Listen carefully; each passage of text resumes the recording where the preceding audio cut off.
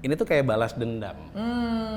Kalau kalian copet-copet selama ini mengkomoditaskan gua sebagai ini, sekarang giliran gua komoditaskan kalian. Terakhir Ricky jatuh tuh yang berusaha nahan gua. Cuman siringan ya. Kalau lu foto, sebenarnya pemandangan lucu. Oke, baiklah. Semua sedih panik gitu, sedih-sedihan, tapi rambutnya gini. Bentuknya sangar-sangar gitu. Gitu. Ada apa? Bukannya nolongin, mana ambulans? Ngapain lu datang ke sini? Gitu.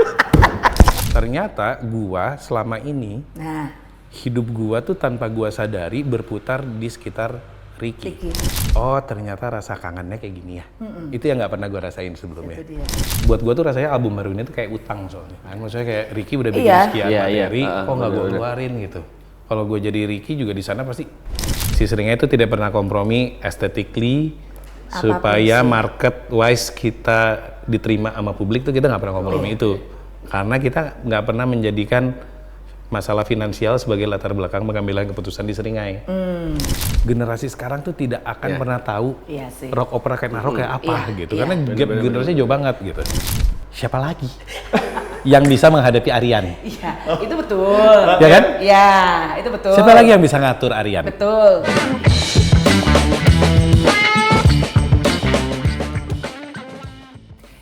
Kita ketemu lagi di episode terbaru dari Greenhouse Podcast bersama saya Jill Fandis. Tentunya apa kabar? Semoga semua yang sedang menyaksikan dalam keadaan sehat, tidak kurang suatu apa. Dan saya nggak sendiri seperti biasa. Sudah ada teman yang akan membantu interview kita. Hai Mario, apa kabar? Baik. Kabar halo, baik. Ketemu lagi. Yes, di mana hari ini kita kedatangan seorang tamu spesial yang memang sudah ditunggu-tunggu untuk hadir dan juga boleh dibilang one of my best friend. Tepuk tangan untuk Erik Hemot. Iya. Bapak yang sekarang ini profesinya banyak garis miring. Banyak banget. Ya. Nggak tahu gue juga apa aja lah. Ini garis miring, ini garis miring, ini garis miring. Apa yang bisa kerjain aja. Bener banget. Sebelah sehat Mot. Alhamdulillah.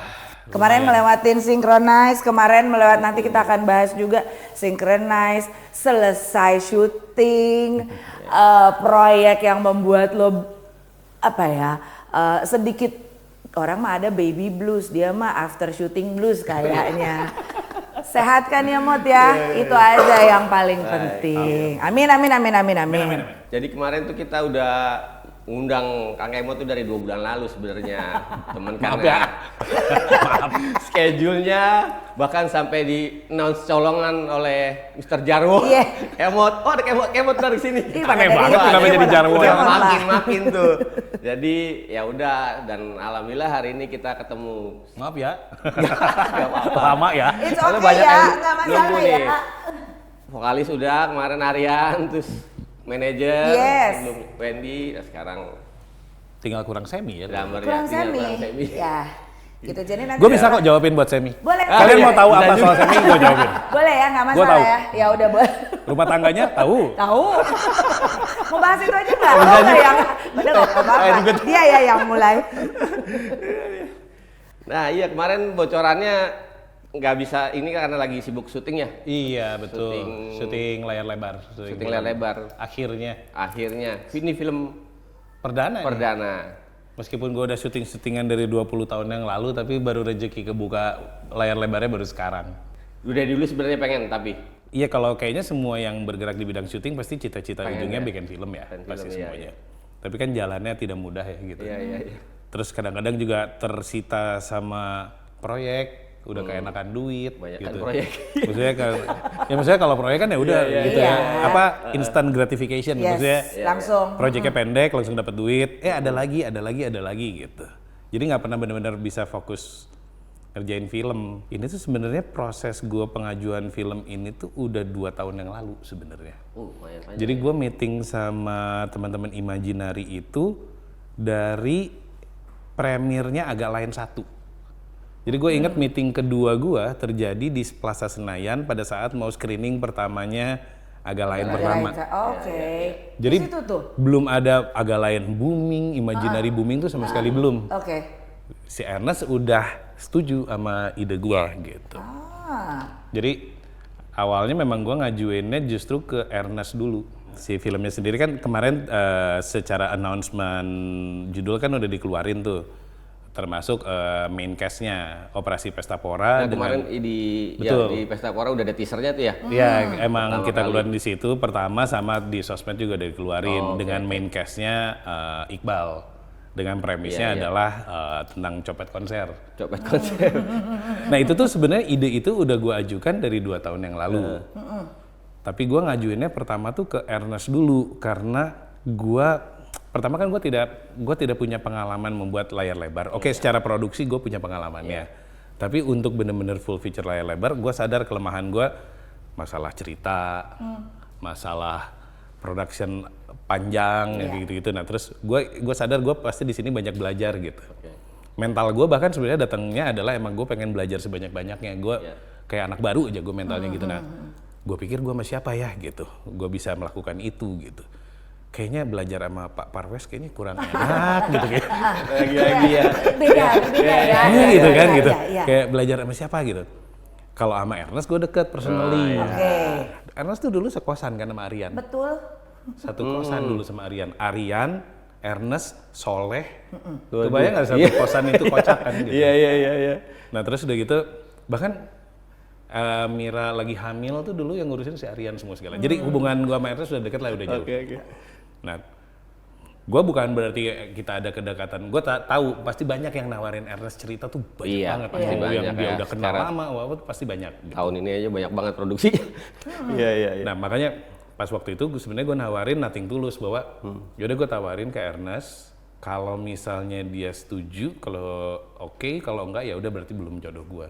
Tapi gue tahu gue nggak mau jalan kalau nggak sama Ernest. Bahkan gue belum nawarin ke Ucup, gue belum nawarin ke Pesta Pora sama sekali. Jadi gue pengennya gue secure dulu sama Ernest, baru gue ngobrol sama bos kreator. Nah makanya begitu si Ernest agree sama premisnya, ayo kita follow up, yuk kita lanjutin. Baru gue ngobrol sama yang lain-lain gitu.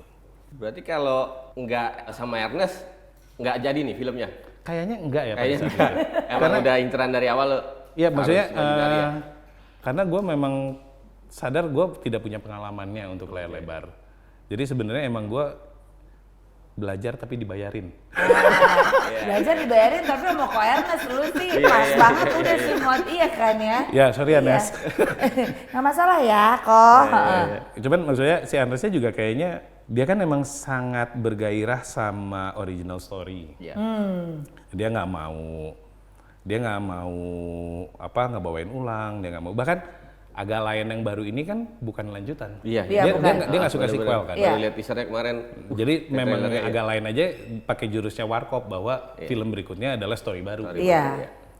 Dia tuh sangat suka original story. Nah kayaknya dia menemukan bahwa belum pernah ada yang bikin ngebahas tentang copet konser. Iya. Nah jadi kayaknya dia juga langsung, ayo kita follow up deh kayak gimana gitu. Dan gue emang udah datang udah bawa sinopsis sebenarnya. Jadi gue udah tahu awalnya apa untuk akhirnya apa tuh gue udah bawa sebenarnya, tapi belum detail karena masih satu sinopsis satu lah. Nah, tapi dari situ aja dia udah believe sebenarnya. Menurut gue itu ajaib juga sih sebenarnya. Iya, gut feeling kan pasti. Apa sih yang lu lihat dari story gue sehingga lu believe, yang bahkan kalau dia selalu posting-posting kan bilangnya produksi terbesar Imaginary gitu kan. Iya loh. Kan gue gue nggak mau denger gitu. Nggak mau tahu, nggak mau lihat, nggak mau gitu. Kayak tanggung jawab yang besar kan jadinya gitu. Sebenarnya. Series pun belum ya bahkan. Nggak pernah. Jadi langsung benar-benar langsung film. Video klip, film sama Ernest. Iya loh. Ya paling kan gue pernah punya bridging tuh adalah gue bikin film pendek buat Panturas. Iya. Itu bridging gua sebenarnya untuk jadi dari sebelumnya kerjaan iklan, video klip, jadi ke storytelling, short movies gitu. Baru di situ. Mungkin juga karena gue sendiri merasa, jadi salah satu, panggung terakhir Seringai yang gue lihat itu kan adalah pada saat kalian di Kuningan. Ya, konser tunggal. Iya, konser tunggal Seringai kan. Jadi begitu selesai acara kita ke backstage, sementara ada beberapa teman yang pulang keluar. Di beberapa teman yang pulang keluar itu, Doni, Roni gitu, semua tertahan karena ternyata dicek di depan, dan di depannya itu baru ketahuan ada banyak sekali copet. Banyak banget copet. Ketemu berapa belas handphone lah. Tapi kan maksud gue dengan cerita yang lo cerita ini, apakah itu sesuatu yang memang ide original karena lo pernah kelihatan, pernah kejadian, atau emang dari hasil ngayal-ngayal lo apa gimana? Enggak, justru trigger pertamanya adalah 2023 akhir atau 2002 akhir atau 2023 awal. Jadi seringnya udah lama nggak manggung, terus akhirnya kita manggung di Colomadu di Solo. Manggung, pada saat manggung seperti biasa pasti ada laporan pencopetan. Jadi laporan pencopetan itu sesuatu yang jamak di gua. Itu dia maksud gue. Nah, jadi kayak mulai dari yang laporan di sosmed sampai yang nge-DM. Nge-DM juga banyak. Nge-DM IG. Bang, handphone saya hilang. Aku kudu piye. Gue mesti ngapain? Gitu. Terus ada bahkan yang mengirimnya adalah ini bang, list teman-teman yang handphonenya hilang. Kan gue cuma bisa repost, gue cuma gitu kan. Nah yang di Colomadu ini ketangkap 4 orang, 1 cewek dari Jakarta. Wow, dia mainnya jauh ya, Mot? Nah kan gue jadi pertanyaan kan, pertanyaan gue adalah mereka cukup niat, berarti mereka ngemodal, mereka cari modal dulu untuk beli tiket, pergi. Ayo kita sambil liburan yuk kali gitu, gue nggak tahu ya gitu ya. Jadi membayangkan ceritanya gitu. Gitu ya. Terus udah gitu pertanyaan gue berikutnya adalah, apakah mereka anak skena yang karena kepepet jadi nyopet, atau copet yang belajar skena? Kita lucu kan? Terus berarti mereka mengikuti jadwal gua. Mereka dandannya kayak dandan penonton gua. Mereka browsing dulu kah? Terus mereka belajar moshing dulu kah? Mereka dengerin lagu dulu. Kan gua jadi itu kan menarik kan? Kan gua jadi mencocok lagi. Lucu ya gitu. Terus akhirnya buat gua ini tuh kayak balas dendam. Kalau kalian copet-copet selama ini mengkomoditaskan gua sebagai ini, sekarang giliran gua komoditaskan kalian. Balik Kayak gue udah mikirnya sampai sejauh ini kayak ada yang protes nggak ya kalau gue bikin ilustrasi tentang copet ini? Ih, kan copet nggak gitu. Oh, kamu tahu? Gimana? Bisa cerita lebih lanjut di polsek terdekat yuk, gitu. Ayo, kan? Siapa yang mau protes sama gua? Gue pengen tahu gitu. Siapa yang mau protes sama gua? Jadi ide original yang memang it happens to you, kejadian sama lu itu yang memang sebenarnya sih banyak sekali kan orang itu adalah hal yang jamak terjadi sekarang ini. Lu bisa dapetin seorang Iqbal Ramadan to say yes, itu gimana ceritanya? Dan kayaknya mau seganteng apa juga mau dibikin gak ganteng kan rada susah ya, Mot. Oh, tapi lumayan nih berhasil. Oh, lumayan berhasil ya. Oh, ya udah ntar kita lihat. Lu lihat nggak ada yang viral kemarin? Sempat lihat nggak ada yang viral? Jadi Iqbal, ada kayaknya aktor atau siapa atau musisi yang minta foto sama Iqbal. Terus udah gitu foto berdua. Terus Iqbalnya kucel banget karena lagi syuting sama gua kan. Gua suruh tumbuhin kumis, diitemin, pokoknya kucel banget. Kucel deh. Bang, Kang, saya teh kalau numbuhin kumis jelek cuma di ujung-ujung. Justru. Itu dia. Kasih tahu kalau kamu tidak sempurna. Iya kan? Terus mereka foto berdua, terus viral. Ih, mana aktornya? Kok jelek gitu. Wah, pokoknya diceng-cengin lah. Iqbal jelek gitu. Sedangkan gua sama Ernest gitu-gitu, kita berhasil. Dapat gimmick lagi dia. Kita berhasil membuat dia jelek. Tapi itu dia lewat proses casting atau gimana? Enggak, kalau Iqbal jelas nggak casting. Kalau Iqbal itu lo tawarin? Enggak, jadi prosesnya itu adalah Ernest pertama kepikiran gimana kalau sama Iqbal. Gue bilang gue nggak pernah membayangkan gue syuting sama Iqbal ya. Maksudnya lu setuju bikin film gue aja gue heran, apalagi Iqbal. Sama gitu. Iqbal. Jauh banget dari bayangan gue. Gitu. Terus tapi buat gue challenge yang sangat menarik banget. Ada beberapa aspek. Pertama, orang tuh selalu ngeliat Iqbal sebagai pretty boy. Yes. Stereotyping. Terus orang tuh pasti meremehkan. Lu mah udah pretty boy, udahlah lu mau apa gitu. Sebisa apa sih? Sebisa iya apa kan? sih? Iya. Buat gua tuh justru itu jadi sangat menarik. Masa nggak bisa sih? Kalau ternyata gua berhasil, berarti gua akan membuktikan bahwa salahnya bukan di dia. Salahnya bukan di Iqbalnya. Iya. Salahnya yang selama ini memberikan peran atau stereotyping, iya kan? Atau directingnya atau apanya ya. Maksudnya yang kalau gue berhasil berarti gue break the mold dan menurut gue itu asik gitu. Terus kedua juga orang jadi pasti akan penasaran karena dia nggak pernah dapat peran seperti ini. Ya menurut gue akan sangat menarik. Ketiga dia juga into musik. Iya. Jadi ada pendekatan pada skenanya lah gitu. Meskipun di film ini gue bikin dia bukan sebagai anak skena, gitu. Justru gue bikin penggambarannya justru kemiskinan struktural sebenarnya gitu.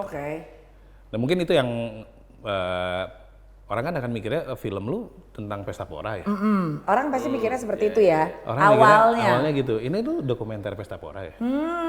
Gitu. Padahal sebenarnya tujuan gue adalah gue justru pengen ngegambarin kemiskinan struktural yang mengarah ke sana.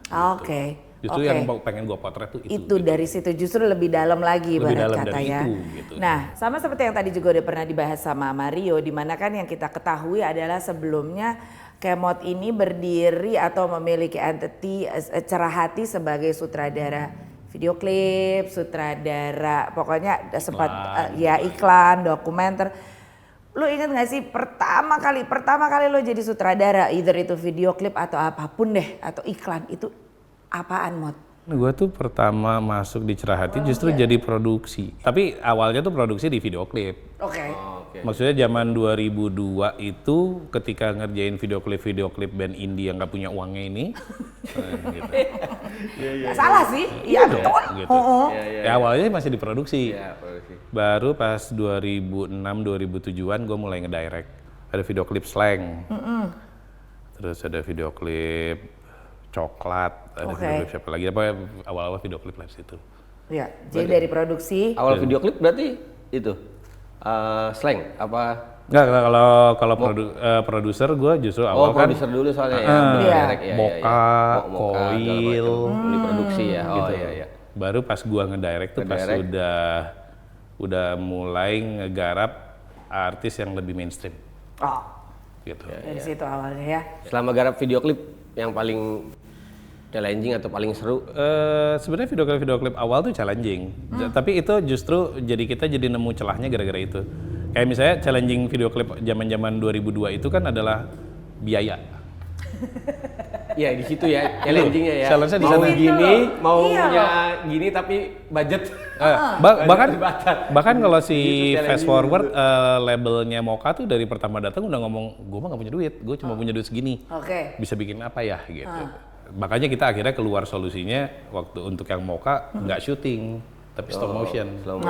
Nah pada saat itu tuh nggak banyak yang menggunakan treatment seperti itu. Karena compete-nya pada saat itu video klip tuh semuanya teknisnya adiluhung. Jai Subiakto, Rizal Mantovani, semua kru besar yang gua mahasiswa di Bandung yang tidak punya rental alat, nggak ada sekolah sinematografinya. Kan kita bisa apa gitu. Tapi kita pengen bikin. Di saat yang sama MTV udah ada. MTV lagi membuka pintu seluas-luasnya untuk band-band masukin video klip. Karena mereka tayangnya 24 jam. Kekurangan video klip. Kalau hanya ngandalin video klip dari mainstream yang kurang. Gede-gede Makanya masukin tuh semua band-band indie, masukin semua. Justru di situ jadi, dan mereka nggak ada, kalau dulu tuh kalau lu mau masuk ke TV swasta, ada standarisasi quality. Jadi kalau bikinnya terlalu eksperimental, aksi yang gitu malah nggak tembus. Mereka punya kayak standarnya, quality gambarnya segini. MTV nggak peduli soal itu. Yang penting ada aja. Yang penting ada. Jadi ketika semua orang bikin video klip yang aneh-aneh, malah ternyata orang merasa itu sesuatu yang fresh. Dan ditanggepin. Bikin Koil, nggak pernah orang lihat mosing-mosingan. Wow, jadi high request. Meskipun gua ragu itu high request beneran atau enggak ya. Kalau tahu otong. Itu kita tidak tahu ya. Nah, terus udah gitu si Moka kita bikin stop motion. Ternyata malah sama si MTV menang award waktu itu kan. Jadi kayak ternyata orang seneng dapat sesuatu yang segar lain. Yang video klipnya cuma kereta doang. Itu kan maksudnya pendekatan-pendekatan yang tidak pernah dilakukan sebelumnya gitu. Ternyata malah ngebuka banyak pintu dan jadi banyak yang, ternyata kita bisa bikin video klip kayak gini ya, ternyata bisa approach kayak gini ya gitu. Iya sih. Itu yang challenging tapi sekaligus ternyata kita jadi belajar nyari identity kita seperti apa. Benar. Gitu. Itu yang menarik banget sih. Meskipun kalau sekarang udah jamak ya, video klip stop motion yang kayak gitu udah jamak. Karena udah jamak. Sekarang justru mesti cari yang lebih beda lagi gitu. Beda lagi. Emang pasti setiap zaman ada tantangannya. Yes. Ya. Cuman menurut gue itu yang asik sekaligus lu jadi belajar karakter lu kayak apa ya? Ya. Gitu. Oh ternyata kayak misalnya di kasus yang Cerahati pada saat itu, oh ternyata kita senang approach-nya artsy, video art. Jadi mungkin kalau misalnya yang Rizal Mantovani segala-segala pendekatannya kan sinematografi. Iya. Ya, Karena mereka belajarnya dari sinema. Dari sinema. Kalau kita anak-anak seni rupa, kita nggak punya dasarnya sinematografi. Sedangkan yang di sekeliling kita yang kita lihat adalah video art. Video art kan gitu. Iya. Montage, collage, hal teknis-teknis yang murah, tapi seakan-akan bermakna. Iya, Nyeni banget padahal sebenarnya kita nggak ngerti ini apa sih sebenarnya. Lu lihat video klip lain gitu, kereta lewat. Iya, bener. Anjing kalau gua nggak komen ini bagus, seakan-akan gua nggak nyampe. Keren banget ini. Keren. Lo lihat apa di sini? Oh pokoknya bagus banget. Padahal kayak aku juga nggak terlalu nyampe sini. Di saat ada yang kosong tuh blur-blur gitu. Kalau ditanya dulu, orang, ada bagus nggak? Kalau gue jawab gue nggak tahu, nggak keren ya gue. Waktu itu Wendy sempat kesini dan kita ngobrol-ngobrol juga mengenai Seringai, banyak yang menunggu hasil karya terakhir Seringai nantinya juga mau jadi seperti apa. Ceritanya gue nggak tahu ya, pura-pura ya. Mot, boleh kilas balik sedikit konser terakhir di Jepang bersama almarhum Ricky. Lo mau tisu apa mau handuk? Gue mau pulang. Iya. Apa yang Wendy belum ceritakan yang lu pengen dengar dari gue? Udah, rata-rata semua Wendy sudah bisa cerita. Tapi gini, you were there. Lu ada di situ. Oke. Dengan apa yang bisa kita simpan untuk diri kita sendiri dan apa yang bisa kita share ke teman-teman. Apa yang lo lihat dari Ricky pada saat on his last breath? Maksudnya sebelum sih ya, kita mau ingat yang bagus-bagus dari Ricky. He was happy, right? Dia bahagia. Oh, dia turun ke bawah, ke belakang, terus enaknya soundnya. Lu lihat gak tadi cewek-cewek di depan kece-kece? Masih ngomong gitu. Kita masih ngebahas itu gitu. Bener-bener masih sangat ini, bahkan abis itu kan si Kandarivas main kan, alat-alatnya Kandarivas dari sekitar situ. Si Ricky tuh masih yang Nggi ke si Anggi, bantuin dong bawain alat-alat Kandarivas ke panggung supaya rolling, karena di backstage-nya penuh sama perkusinya Kandarivas. Gue tuh masih sempat ngangkutin itu si Anggi ngoper-ngoper. Nah, sampai akhirnya jadi gue lagi bolak-balik beresin alat. Tas gua tuh ada di sebelah Ricky. Makanya yang terakhir Ricky jatuh tuh yang berusaha nahan gua. Ya, itu dia. Cuman si ringan ya. Ringan sekali Ricky ya. Lai kan ringan banget ya. Lai gitu ya, si ringan kagak ketahan sama gua gitu kan. Tapi benar-benar persis di sebelah gua. Nah, abis dari dia jatuh itu pluk sampai ke terakhirnya ya gua di situ terus nggak pindah. Di situ aja terus. Gua, Aryan, Semi, Abed. Rigel? Nggak ada guna. Rigel nggak mau lihat. Rigel tidak berguna. Rigel nggak mau lihat. Anggi di situ. Rigel nggak ada gunanya anjing. Rigel fotografer yang sering nggak cerita yang Wendy yang telepon. Nggak guna. Kalau nggak pakai. Tidak berguna. Gua pun tapi sebenarnya di sana tidak berguna sih. Ya gimana lo nggak berguna? Lo kan ada di tidak bergunanya ya. Kan lo nggak bisa bahasa Jepang, bukan itu ya? Bukan itu, tapi begitu nyampe kan, begitu jatuh, yang gue teriakin pertama adalah Tomoki kan, karena dia dokter bedah. Jadi satu-satunya yang gue tahu punya capability untuk itu ya dia gitu. Tomoki, gue langsung teriak, si Tomoki juga langsung lari. Dia ngecek mata Ricky, kayak kaget, terus dia langsung resuscitate. Itu kan gue bingung, gue pikir pingsan doang, kok meresuscitate kan gitu. Terus dia terus akhirnya ada datang satu lagi jadi Tomoki itu bawa satu temennya lagi, cewek dokter juga untuk jadi jaga di acara itu. Nah mereka berdua tuh yang ngurus tuh. Cek pulse, gue pegangin tangan, masih ada. Terus gitu. Nah ada momen yang gantian. Karena kan, gue gini, salah, terus sambil gini tuh kan gue sambil mikir, anjing ini Ricky kalau kenapa-napa gimana ya, terus gue melamba gitu, dimarahin gue. Karena Oh ya. Terus sampai diganti gitu. Gue di pinggir seduh, anjing gue tidak berguna. Aku tak berguna. Sambil dirangkul sama anak-anak pang gitu. Kayak. Pokoknya kalau lu foto, sebenarnya pemandangannya lucu. Oke, baiklah. Bahwa semua sedih panik gitu, sedih-sedihan, tapi rambutnya gini. Bentuknya sangar-sangar gitu. Bentuknya, gitu kayak. Sama salah satu yang terlucu adalah, kita semua lagi sibuk. Jadi ternyata kalau di sana tuh kalau misalnya ada kejadian gini, lu manggil ambulans, yang datang itu adalah polisi. Dulu, baru ambulans. Ya. Yang pertama nongol itu polisi. Kita semua lagi sibuk gitu. Terus datang polisi. Ya. Terus teman gue yang anak-anak pang di sini, tahu-tahu marah-marah ke polisi itu. Terus kan gue nggak ngerti ya. Lost in translation. Ini ada apa ya gitu. Ini bagaimana? Terus setelahnya baru gue diceritain kejadiannya tuh apa gitu. Iya, oke. Jadi kalau di Indonesia kan ya, Oke, translate iya, kita translate ya. Set. Ada apa ini? Ada apa? Bukan ada nolongin, mana ambulans? Ngapain lu datang ke sini? Gitu. Itu kalau ada ahli bahasa tuh ya. Ada apa? Nanya lagi lu. Jelas. Ada lagi. Terus ada Aryan, Semi, dan kamu kita nggak tahu. Ini ada apa ya? Ini apa yang sedang terjadi, ya kan? Benar-benar sering aja selalu ada sedih dan komedi dalam saat bersamaan deh. Iya sih. Sampai detik terakhir lah tuh. Sampai detik terakhir. Sampai salah ngomong Salah ngomong. sama Abi. Oh iya, itu udah diceritakan itu. ya. Iya. Sudah kembali. Iya, kan ya. Tapi itu posisi sudah pulang. backstage apa Sebenarnya samping ya udah di sifatnya. Jadi backstage-nya mereka tuh di samping. Iya. Jadi masuk in out-nya tuh dari samping. Jadi kalau ini panggung, ini penonton. Nah mereka tuh punya ruang samping. Nah ruang samping ini tempat storingnya. Ya kejadian di situ. Oke. Bener-bener loh pas gue pikir ya. Semua teman terdekat dan yang dia rubah hidupnya ada di situ. Ya. Oke, kalau kita bertiga oke lah. Ya. Rigel. Rigel itu pertama kali moto panggung itu gara-gara Ricky. Oke. Bahwa dia tuh magang di Rolling Stone. Ya.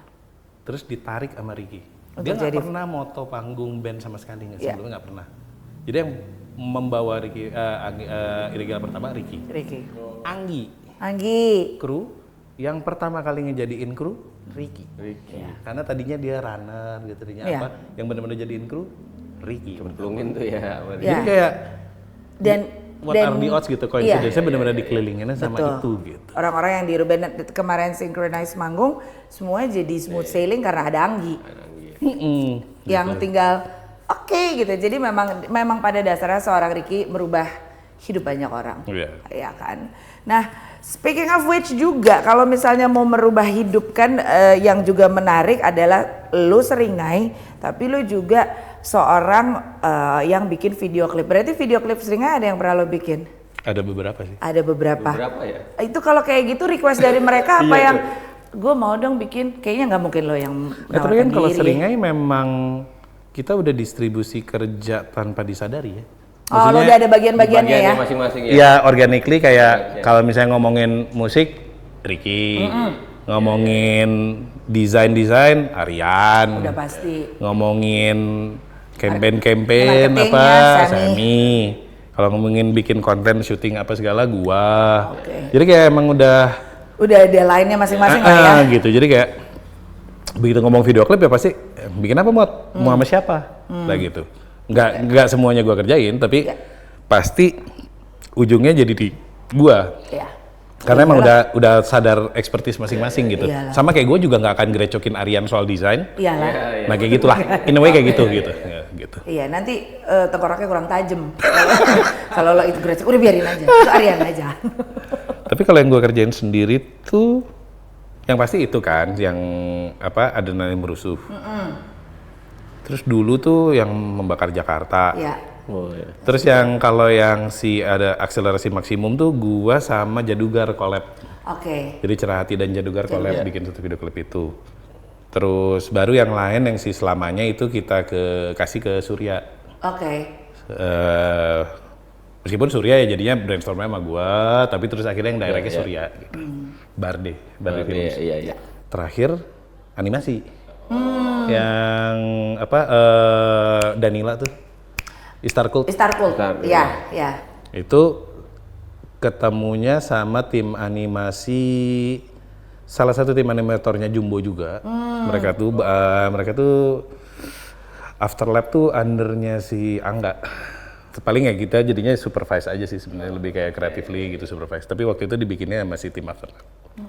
Kemarin sebelum tour Jepang bocoran dari Wendy ya, kemarin waktu ngobrol di sini, tapi kalau bisa isi materi dulu buat album baru ya, buat album. Kalau sama almarhum Ricky sempat ada materi buat rekaman nggak sih? Nggak sempat ya? Kalau waktu sebelum berangkat itu kita cuman ngerekam demo sebenarnya. Demo aja, sempat rekam demo. Tapi at least di demo itu tuh kita udah secara bentuk lagunya udah jelas, udah jadi dari awal sampai akhir.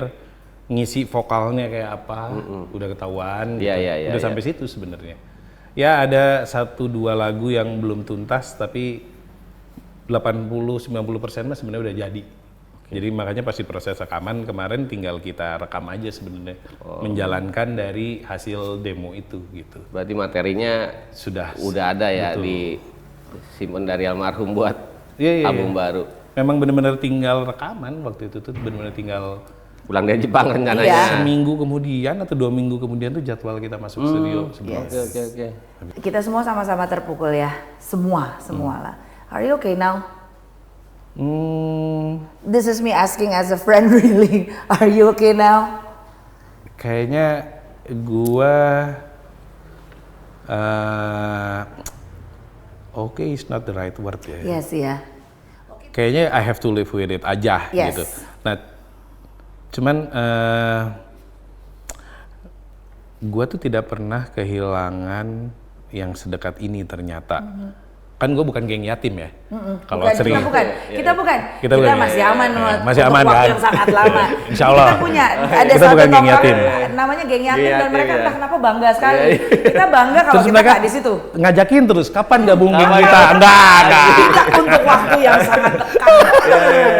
Karena yang tersisa dari yang bukan geng yatim nggak terlalu banyak gitu loh. Gitu. Nah tapi gini, terus gue sempat kemarin-kemarin meninggal teman-teman dekat gue juga. Sedih banget semua ini gitu. Cuman ternyata gue sama teman dekat gue pun, gue tidak menggantungkan hidup gue atau mengatur hidup gue berputar di sekitar dia. Ternyata gue selama ini hidup gue tuh tanpa gue sadari berputar di sekitar Ricky. Kalau gue pikir lagi sekarang, anak gue jadi tinggal di Jakarta dan sekolah di Jakarta. Ya gara-gara dia juga gitu. Maksudnya ya in a way gara-gara Seringai. Gitu. Gua somehow mengatur supaya Cerah Hati akhirnya jadi pindah ke Jakarta. Ya kan karena Cerah Hati tadinya kan Bandung base. Bandung iya. Perlahan-lahan kita atur, oh iya ternyata kliennya di Jakarta semua. Kita harus mendekat ke sumber market. Sambil di logika gua adalah latihan jadi deket, manggung jadi gampang gitu kan.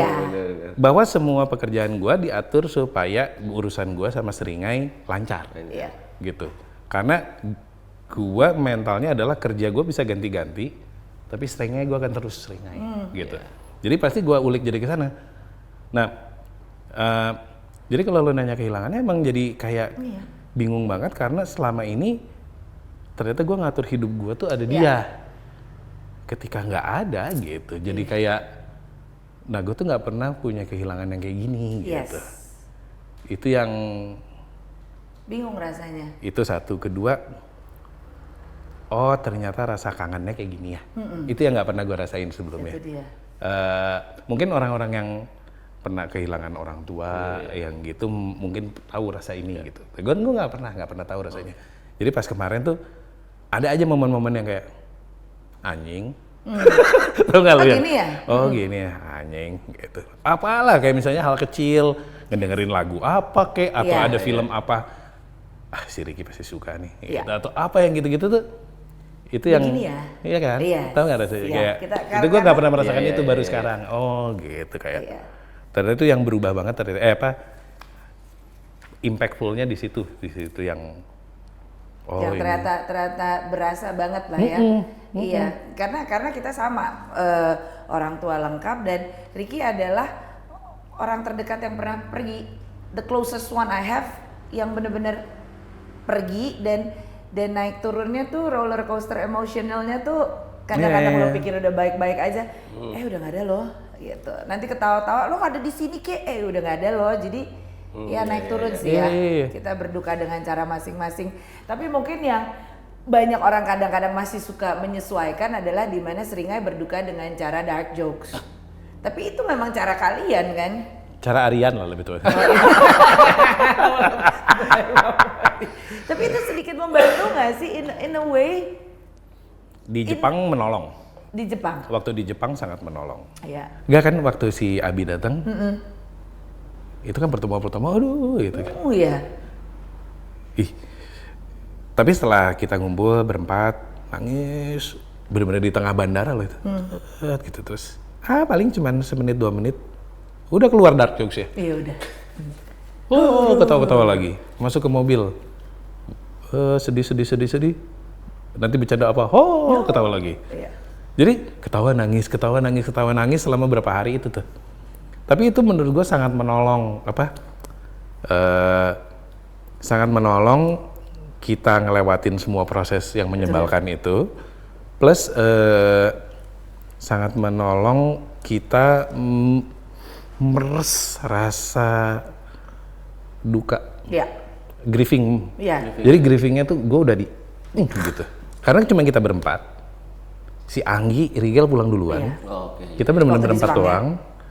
Dan jauh dari orang-orang, nggak ada yang ganggu. Jadi benar-benar itu tuh kayak eksklusif kita doang gitu. Soalnya gue ngerasain beberapa teman-teman di Jakarta tuh pengen ikut grieving, pengen ikut sibuk, pengen ikut apa, tapi nggak bisa. Aat. Gue bisa apa? Gue perlu apa? Gini-gini. Nggak bisa. Aat, lu mau sok sibuk gimana juga nggak bisa. Aat mau gimana gitu. Lu jauh, lu nggak bisa ngapa-ngapain, udahlah gitu. Tapi gue tahu Aat itu grieving, gitu. Tapi dia nggak tahu caranya gimana. Betul. Gitu. Panik deh. Sedangkan kita berempat menurut gua privilege untuk sepuas-puasnya ngurusin Ricky, nge-grievingnya semua sampai puas aja udah gitu. Itu dia, itu yang dan buat gue dark jokes tuh jadi menolong dari di situ. Dan buat gue sih itu adalah satu momen yang nggak semua orang punya sih. Memang punya kalian, memang punya Seringai, dan itu you should be very grateful for that kan. Di terakhirnya bareng ya. Pas. Kan pulang itu juga iya. Kece. Jepang tuh rasanya kayak bittersweet gitu. Jalan-jalan di Shibuya Crossing. Udah nih, ayo kita hibur Abi supaya dia nggak sendu. Ayo kita jalan-jalan. Kemana? Ke yang paling rame. Kemana? Shibuya. Oke. Seduh. Mau makan ini? Bebas. Ini aja yang deket, oke. Pada rame Shibuya gitu. Abi, mau lihat-lihat guru atau apa gitu? Oke. Nggak ada yang semangat pokoknya gitu. Semua sendu, tapi di tengah keramaian ya. Sampai Aryan salah beli plat. That I don't know. Dia beli apa sih? Dia beli sebuah plat yang dia salah baca harganya, ternyata harga platnya 8 juta gitu atau 10 juta. Dia pikir 800.000. Itu kan berarti sangat tidak konsen kan? Ternyata itu dukanya dia, nggak pernah dia ceritain bagian itu. Nggak bisa. Oke. Bodoh itu. Momen paling berkesan sama Ricky apa buat yang mesti ingat? Kayaknya gue abah lu juga ya.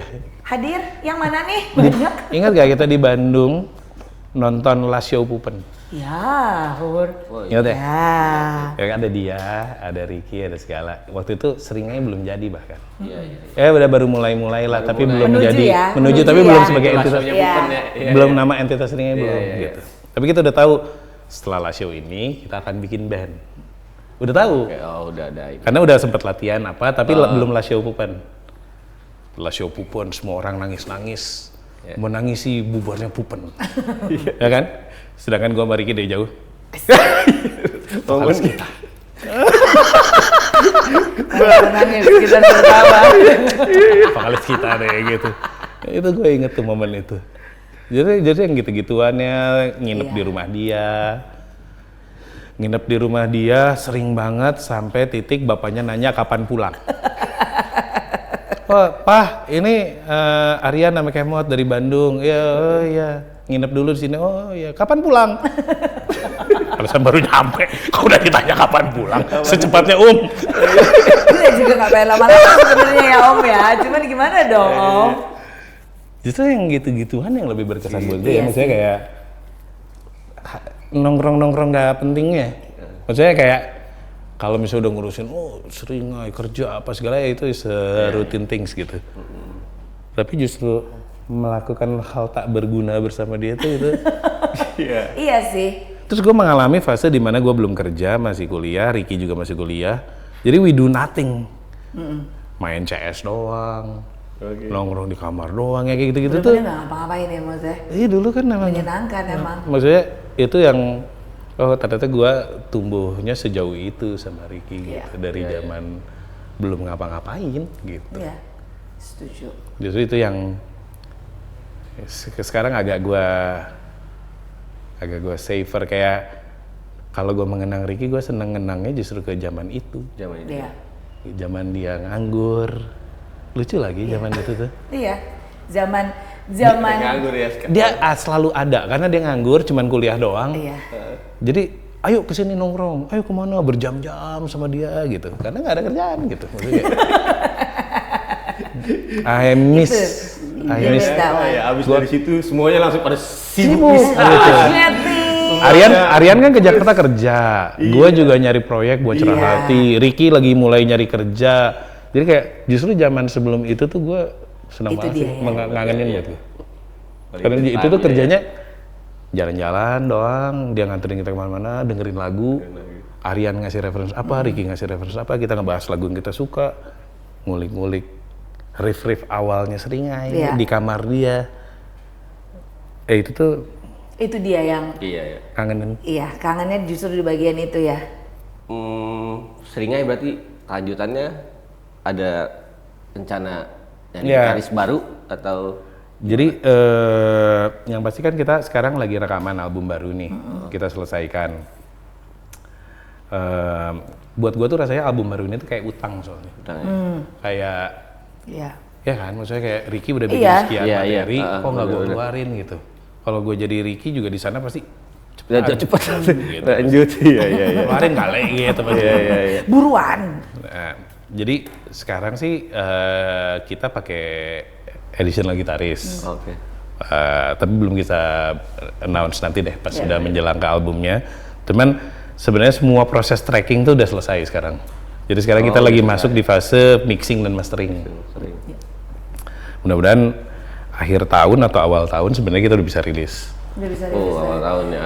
Tapi kalau ini dari gue, gue ngobrol sama anak-anak gitu kan, maksudnya karena kita kan tahu sepak terjang kalian, nantinya yang jadi gitaris siapapun itu mesti sefrekuensi lah ya sama kalian. Iya. Gua Itu yang susah kayaknya deh. Ini susah deh. Gue sebenarnya belum kepikiran sampai situ. Harus kepikiran tapi gue denial. Jadi Binder dandat. nanti deh gue pikirin. nanti deh gitu. Satu-satu deh gitu. Gue kayaknya nggak sanggup mikirinnya sampai ke what if ya terlalu jauh, kayak gue nggak sanggup. Satu-satu deh album rilis. Setelah album rilis, oke gue tahu gue ada karena kalau Seringai menurut gue nggak cukup sampai rilis album karena kita band live.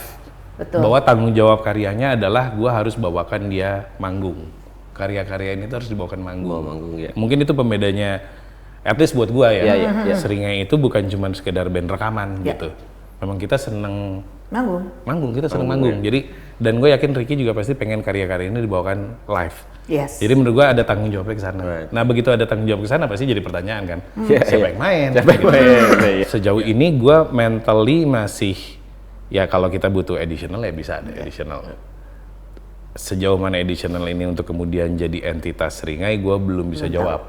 Iya. Gitu. Ya paling Aryan lah ya. Apa tuh? Gitar. Jadi lo 3-piece band, langsung aja sekalian gak apa-apa. Kecapi. Sebenarnya mungkin kuncinya dibikin lagu kali ya.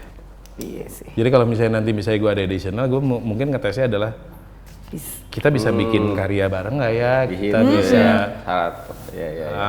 dan bikin karya bareng kan pasti startnya dari nyambung dulu, personally untuk kemudian kita menemukan sebuah kesamaan selera dan frekuensi dan apa sampai bisa bikin karya bareng. Gitu. Nah mungkin nanti ultimate testnya di sana jadinya gitu. Tapi ya satu-satu deh. Satu ya, itu prosesnya gitu dulu ya. Gue nggak tahu deh. Beneran kalau ditanya gue nggak tahu jawabannya gitu. Karena soalnya pasti banyak yang ya lumayan penasaran ya. Pasti banyak banget yang. Ya, bahkan juga di compare pun gue yakin. Oh iyalah. Gitu, pasti. Akan selalu itu sih. Iya. Kayak apa? Pasti hasil rekaman ini akan di compare sama Ricky kayak gimana gitu. Ya. Menurut gua sih ya wajar aja sih. Iyalah. Wajar. Ya tidak mungkin dihindari. Ya udah mari kita lihat kayak apa. Tapi at least satu-satu albumnya jadi, karya udah keluar. Nanti baru kita mikirin manggungnya gimana. Setelah manggung apakah kita kayak gini atau mau dilengkapin. Sheila juga sampai sekarang toh hanya bertiga doang. In a way ya, tapi gua nggak bilang sih seringnya akan kayak Sheila. Tapi we'll see. Belum tahu. Iya kan. Secara Bapak juga sibuk sekarang kan. Makanya. Sekarang nganggur. Sekarang nganggur. Udah selesai soal syutingnya. Makanya gloomy-nya bukan karena selesai. Gloomy-nya gua ngapain ya? Tapi gua kemarin selesai syuting gloomy sih. Itu kan. Ngebagi waktunya gimana tuh kalau lagi sibuk kan ada saat-saat bentrok tuh. Ada. Seringai schedule-nya padat. Lu sebagai creative director, lu sebagai kemarin gua nggak ikut rekaman. Iya. Oke. Ya kan makanya gue yang gantiin ngedrum, enggak deng. Dia udah isi deng. Enggak, kalau yang drum sih kemarin emang bener-bener. Jadi biasanya gue juga baru tahu ini bahwa kalau mau syuting film si line producer itu udah ngatur sesudah prep siang panjang sebelum syuting lu dikasih minggu tenang. Minggu tenang ya. Oh minggu tenang untuk lu istirahat karena abis itu lu akan disiksa donor. Iya. Minggu tenang gua rekaman. Di minggu tenang. Ya kita kan nggak tahu kalau kan. Bener. Cuma di situ waktu gua soalnya. Jadi gua harus rekaman dulu semua tracking drum selesai sehingga ketika gua lagi syuting film anak-anak bisa rekaman. Sebenarnya kalau ngatur waktu sih kisah klasik seringai dari dulu ya maksudnya. Karena semua bahas tuh 4 orang ini betul memetakannya ya kayak main catur ya. Kayak manajer aja nggak bisa jawab yang mana paling sibuk. Nggak bisa. Tapi ya soalnya menurut gue itu yang bikin seringai survive. Kesibukannya masing-masing dan identitasnya masing-masing bikin seringai bertahan sampai sekarang. Dan gue true kayaknya biasa terlalu ini tapi kita nggak kompromi. Iya. Si seringai itu tidak pernah kompromi aesthetically supaya market wise kita diterima sama publik tuh kita nggak pernah kompromi itu. Karena kita nggak pernah menjadikan masalah finansial sebagai latar belakang pengambilan keputusan di seringai. Gitu. Jadi karena kita cari duitnya di luar seringai quote unquote gitu. Iya sih. Jadi memang benar-benar harus murni seringai karyanya doang gitu. Nah, sampai sejauh ini sih begitu tapi konsekuensinya album 6 tahun gitu kan gitu kayak iya juga konsekuensinya lumayan ya. Jadi kan kalau orang-orang bilang seringai band tidak produktif juga. Benar, sebagai band. Bandnya nggak produktif. Tapi lu harus lihat individunya gitu kan. Beda lagi, individunya sibuk banget ini semuanya. Saking produktifnya bandnya jadi. Iya kan? Belum lagi sekarang kan sebagai Bunda Shodi. Jadi Kemot Shodi. Belum ada lagi tapi ini. Ya habis ini. Amin. Ya kan? Amin kenceng. Awal mulanya gimana sih kalau jadi Shodi? Kayaknya Shodi tuh kayaknya gue berhutangnya sama Boim deh. Boimnya Raisa. Oke. Jadi lo diajak nih awal. Maksudnya kan berarti Boimnya Raisa nih yang memang memegang Raisa kan taunya lo Kemot seringai nih. Kemudian Kemot sih bikin Kemot Raisa Cerah Hati. Akhirnya lo jadi Shodi lo, Mot. Iya. Itu tuh awalnya That was your first ya Raisa? Nah iya, jadi si Boim dari pertama itu yang GBK. Makanya kan gila kan langsung gitu pertamanya. Cuman gue juga nanya sama Boim, maksudnya, lu yakin nih? Iya, maksudnya kayak, lu kenapa lu butuh gua? Lu mah nggak main-main lu film pertama Imaginary, Shodi pertama Raisa. Iya gitu. Iya tapi kan si gua Kemot kecil yang dulu suka malak anak SMP. Iya anak SD ya, suka banget anak SMP. Gue inget banget. Ya, Itu maksud gue, the first time I saw you di masih di newspaper loh, Mot, ada foto lu gede, jadi Shodi-nya Raisa, lu kebayang gak sih bangganya seperti apa? Terima kasih. Maksud gue nggak ada itu kan only by the grace of God, tapi maksud gue semua yang lo belok-belok dikit tuh lo dapetnya yang gede gitu loh. Tapi kan semua orang akan berpikir, wah Kemot hustler ya, dia ngomong ke semua orang, dia deketin si ini, deketin si itu ya. Padahal mah enggak. Gue ingat gue lagi di studio editing, lagi ngerjain kerjaan iklan lah waktu itu. Terus gue ditelepon sama Boim, Mot, lu mau bantuin gue nggak? Buat apa? Nih Raisa mau di GBK. Oke. Lu butuh bantuan apa syutingnya? Apa gitu kan? Gue pikir gitu kan? Iya kan, kapasitas lo. Enggak, gue justru butuh yang bantuin untuk show-nya. Hah? Maksudnya? Kan lu timnya siapa? Gue nanya, lu udah ada timnya siapa aja? Ada Ecang dari Live Production Indonesia. LPI kan in a way kayak top notch-nya produksi show di sinilah gitu. Terus sama siapa lagi? Isha Hening. Top notch-nya visual panggung di sini. Musik director siapa? Ada Marco, ada Sanip, Risanda. Itu udah top semua. Terus gue buat apa? Gitu.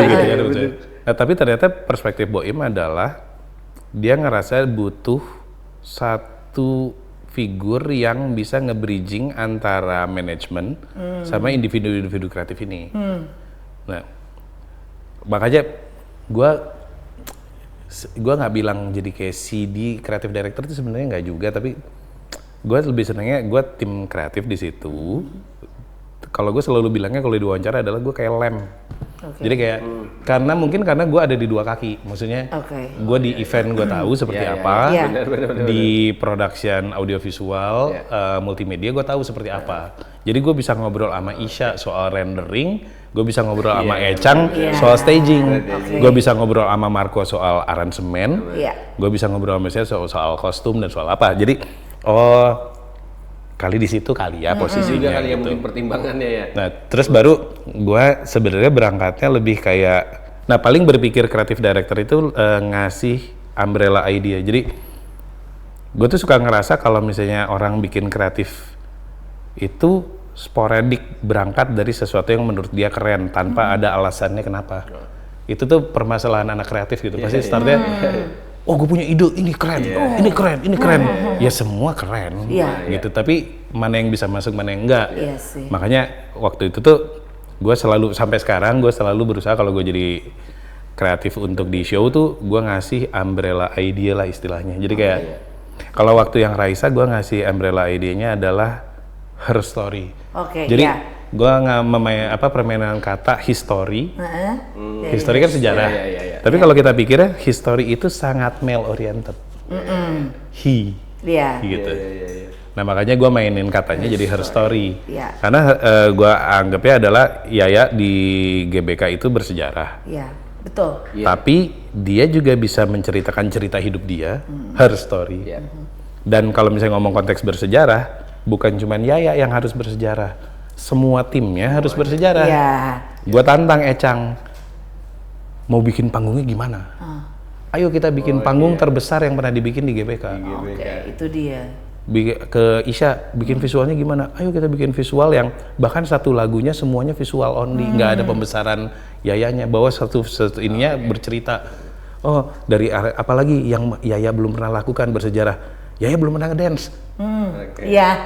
Ayo kita bikinin. Nah, jadi menurut gue itu yang benar, bahwa kalau kita keluarin ide ada muaranya kemana.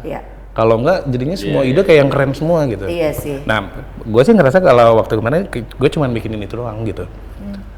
Sisanya sebenarnya mereka udah jago-jago semua timnya gitu. Nah baru tinggal lo, yuk kita bareng-bareng ke satu arah nih ceritanya. Nah paling yang kalau gue ngerasa leverage gue adalah karena gue di dua dunia dan nggak semua orang seperti itu. Gue tahu teknis syuting, gue tahu teknis multimedia, tapi gue juga lama di panggung. Anak-anak panggung udah tahu gue, tapi bukan gue sebagai Shodi, tapi sebagai Seringai. Tapi udah pernah kenal juga, dan gue tahu flow di panggung seperti apa, stage managementnya siapa aja, gue tahu gitu. Jadi kayak, jadi sebenarnya mungkin leverage-nya di sana. Jadi gue bisa ngobrol ke semua. ke sana kemari lah ya. Betul. Nah, gue kan juga kemarin kita sempat kedatangan Darto, dia sempat ngobrol dan gue juga gue salah satu pendengar podcast Mas kan, di mana yang hajatan kemarin itu kan lo sempat megang. Nah, mereka nih untuk yang ulang tahun ke-6 nunggu lu loh. Oh, gua nggak tahu. Ada di podcast. Jadi kan mereka apa sih? 6 tuh kalau nggak salah gigs atau apalagi adalah 666 gitu. Nah, di salah satu rekamannya mereka itu mereka bilang, "Nanti untuk yang ini kita nungguin Kemot juga. Soalnya Kemot sekarang lagi sibuk ini gitu kan." Gua nggak tahu. Gua kasih tahu aja lah, pokoknya terbebannya begitu ya. Iya kan? Tapi lu bisa bergabung dengan podcast Mas atau ngurusin kerjaannya podcast Mas itu memang diajak atau memang kolaborasi atau temenan enggok atau how do you how? Kalau temenan kan emang udah temenan lah sama mereka, udah pada kenal semua. Cuman sebenarnya gue lebih kenalannya sama Enggok sama Darto dulu. Surya gue baru kenal, Omes gue udah kenal sebelumnya. Nah, gue diminta tolong yang tadinya gue nggak bisa. Apa itu? Yang show podcast pas pertama tuh yang keempat, itu tuh tadinya gue nggak megang. Nggak megang? Jadi mereka tadinya mereka minta gue pegang. Jadwalnya nggak bisa. Tapi kasihan. Ya udah gue pikirin konsepnya deh. Gitu. Jadi gue bikinin konsepnya, desainnya yang ngejalanin Asti show di. Nah, jadi yang pas pertama tuh gitu, gue hari show podcast pas itu gue manggung. Jadi sebelum manggung gue masih JR di GBB. Nungguin semua udah beres, oke sip ya. Gue manggung dulu, selesai manggung gue pakai Gojek, balik ke BW.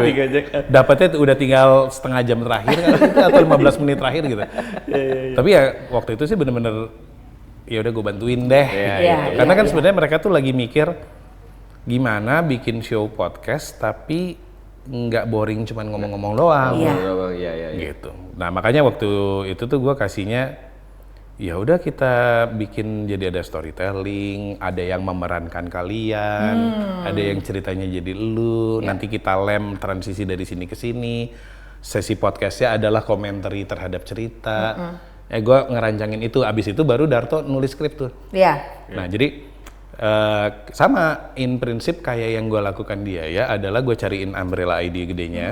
Setelah dapet umbrella ID gede baru semua tim kerja gitu. Jadi kayaknya so far yang gue lakukan sih sebenarnya lebih itu sih, kayak ngasih umbrella idea gitu. Iya sih. Tapi emang kayaknya itu yang tricky, memang untuk berpikir holistik, memang kayaknya lu butuh. Ini sebenarnya ada teman gue yang mengomentari ini soal gue dan gue baru nyadar bahwa zaman sekarang itu kan sebenarnya kebanyakan orang dituntut untuk jadi spesialis. Lu spesialis lu apa? Jago lu apa? Gua ternyata dengan kegiatan gua dari dulu nyoba ini nyoba itu gitu, ternyata gua tuh generalis. Temen gua yang mengidentify itu. Meskipun sebenarnya kalau dipikir sekarang generalis itu lebih dibutuhkan sekarang. Kenapa? Karena semua yang spesialis disikat sama AI. Itu dia, Mot. Bahwa yang sebenarnya dibutuhkan sekarang adalah generalis. Karena semua hal-hal teknikal, sorry itu sih ini teman-teman produksi kita juga terancam. Iya sih. Gue juga nggak nyangka AI akan nyikat hal kreatif duluan tuh, gue nggak nyangka. Bener, paling pertama Mot, udah ada yang siaran pakai AI, Mot. Kalau gue mau spesialisasi radio announcing yang sekarang juga sudah semakin berbeda dengan zaman dulu, udah ada yang siaran pakai AI. Iya memang akhirnya si dunia kreatif yang kena duluan. Anehnya kan? Iya sih. Nah cuman ternyata karena pengalaman hidup gua yang aneh itu, yang banyak itu ya. Nah ternyata justru karena gua jadi generalis, ternyata malah sekarang jadi kepake. Gitu. Itu yang menarik ya sebenarnya gitu. Iya sih. Banyak bisanya. Ya, tapi sebenarnya nggak bukan banyak bisanya, banyak tahu. Banyak taunya. Oh iya. Kayak misalnya kalau misalnya gue disuruh bikin visual kayak Isya, gue nggak sanggup. Iya. Tapi I know how she achieve that gitu. Jadi gue bisa bilang kalau mau gue minta sesuatu ke dia, gue nggak akan minta sesuatu yang tidak sanggup Isya kerjakan. Atau gue ngomong ke Ecang, gue nggak akan minta Ecang melakukan sesuatu yang nggak sanggup gitu. Kayaknya itu sih yang sebenarnya carinya. Dibutuhkan sekarang ini lah. Nah, makanya seringnya kalau generalis akhirnya berpikirnya konsepsi besar, gitu. Nah, itu yang dari kemarin tuh akhirnya posisi gue lebih banyaknya di situ. Nah, makanya si podcast Pas juga 2 kali terakhir sih gitu jatuhnya gitu. Oke. Tuh, itu yang dibutuhkan sekarang ini. Show pertunjukan favorit lu sebagai kreatif director apa ya? Yang pernah gue kerjakan gitu kan. Iya. Harusnya jawaban gue Seringai, harusnya. Harusnya. Kalau textbook ya. Baiknya begitu. Yang benar adalah gue jawab. Yang benar. Konsep Seringai dong. Iya. Tapi enggak lagi. Iya bukan, karena pasti yang menjadi favorit lo adalah Ken Arok. Itu dia. Lu udah menduga ya? Sudah dong. Kenapa lu menduga? Kenapa gue bisa tahu ya kira-kira kenapa Ken Arok ya? Mungkin karena gitu. Ya, tapi mungkin backstory-nya ya, maksudnya mungkin ada yang tahu ada yang belum, karena backstory-nya tuh gua tumbuh besarnya di lingkungan Hari Rusli dan Depot Kreasi Seni Bandung. Jadi kakak gua dulu terlibat di DKSB. Jadi dulu tuh Hari Rusli seneng ngumpulin anak-anak SMA, kuliah gitu, yang talented di Bandung. Oke. Terus sama dia tuh kayak diarahkan, di keep gitu. Oke. Kalau bahasa bahasa Inggrisnya di keep, bahasa Sundanya mah dikekep. Dikekep ya. Nah, jadi cuma nambahin dikit itu huruf. Iya. Terus nah kakak gue tuh termasuk dari beberapa anak-anak muda yang sering dikaryakan lah sama Mas Hari. Nah, pertunjukan Ken Arok sendiri ada 2 dulu pernah ditampilkan tuh tahun 75 sama tahun 91. Kakak gue terlibat yang tahun 91. Nah, si formatnya sendiri yang 75 itu kabaret playback. Oke. 91 juga sama. Ya. Nah, itu tuh tidak pernah dibawakan live. Makanya, nah dulu tuh gue dari kecil tuh gue kayak anak bawang yang ngikutin. Berarti lu di DKI gue SMP. Gue SMP. Karena kan kakak lo. Kakak gue kuliah. Kakak gue kuliah. Kakak lo kuliah. Nih ada si kemot kecil nih. Ini adanya Moro nih. Adanya Moro. Gitu. Ngintil. Lama-lamanya adanya Moro sama Mono. Sini adanya Moro nih. Ngintil mulu nih, ada mulu gitu. Dan emang lo ngintil karena ikut kebetulan kakaknya kan ada yang kembar ya. Maksudnya ikutin kakak lo apa? Pengen aja gitu, aku pengen seseruan. Gue juga lupa awalnya gimana, tapi pokoknya akhirnya jadi terjebak ngintil aja. Terus udah gitu dulu gue sama teman-teman gue sekolah tuh jadi sering dikaryakan juga sama si Mas Hari. Mulai itu dengan berbagai format, pernah jadi pemain teaternya, pernah gue ditaruh di atap gedung Saparua untuk gue rappling di ujung pertunjukan. Jadi dari awal sampai akhir gue ada di atas ngeliatin orang-orang datang pertunjukan. Waktu itu berapa lama lo di atas? 2 jam. Di atas gedung Saparua. 2 jaman lah gitu. Sendirian? Enggak, jadi ada beberapa teman-teman gue juga sama. Kita rappling bertiga gitu. Sama nasib gitu kan gitu. Nah tapi ya jadi historically udah gitu sampai hubungan gue sama keluarga almarhum juga dekat. Oh adanya Moro dari dulu tuh udah dekat lah. Nah waktu disinkronize kan ya gue tuh 2 tahun berturut 2023 dan 2024.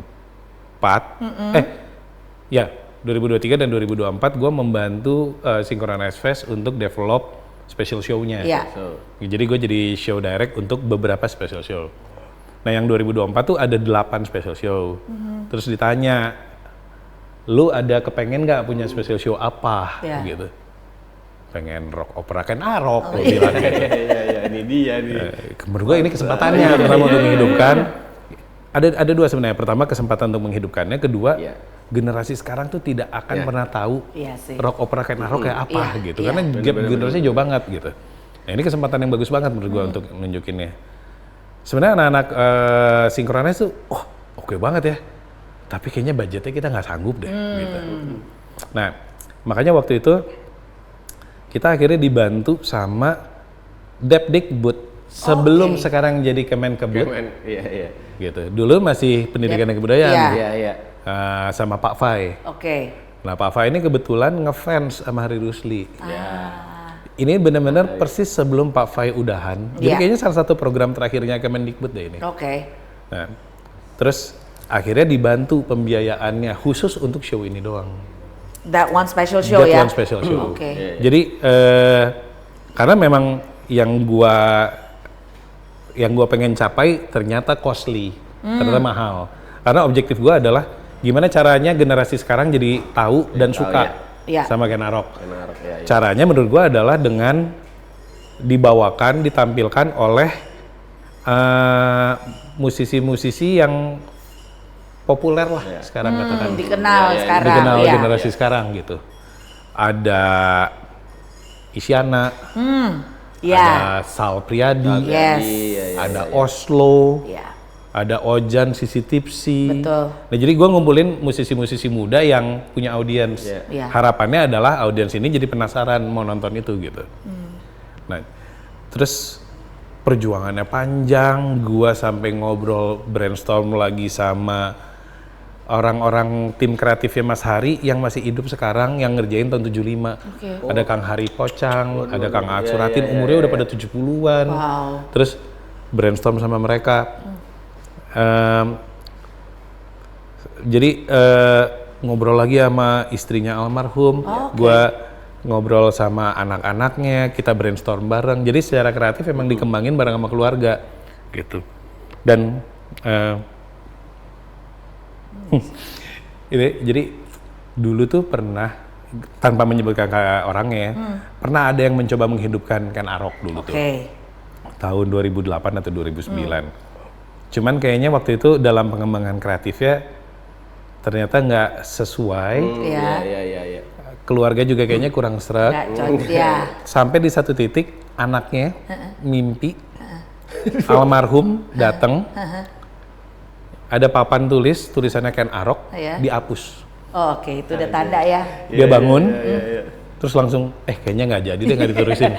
Itu kalau tanda kurang kencang nggak ngerti apa lagi sih itu. Iya kan, itu udah pertanda yang jelas banget kan gitu. Ini sign ini ya, gitu. Nah, makanya gue datang, ya itikat gue tuh sama sekali ada, kan gue bukan Hari Rusli ya. Gue nggak mungkin membuat sebuah cerita baru atau mengembangkan apa di luar yang Mas Hari udah bikin. Karena gue bukan Hari Rusli. Gue cuman pengen membawakan semurni-murninya, sebaik-baiknya, dengan SDM yang terbaik, dengan artis yang terbaik, dengan cara yang terbaik dibawain live. Gitu. Karena teknologinya sekarang udah bisa. Dulu kan nggak bisa. Makanya mereka mainnya playback. Makanya ada budaya kabaret di Bandung tuh salah satunya gara-gara itu. Nah sekarang kita bisa bawain secara live. Jadi aransemen gue bikin semirip mungkin. Penchapteran babak itu adalah gabungan dari 75 dan 91. Jadi nggak ada yang gue bikin dari gue sendiri. Gue benar-benar berusaha mensarikan, gue rancang jadi sebuah pertunjukan yang bisa ditonton generasi sekarang. Dalam perjalanannya ternyata lancar. Gue sampai nanya, ada yang dimimpiin nggak? Baru gue mau nanya, lo dimimpiin nggak? Lo nggak? Gue nggak. Kru dan teman-teman? Anak-anaknya juga nggak ada yang dimimpiin.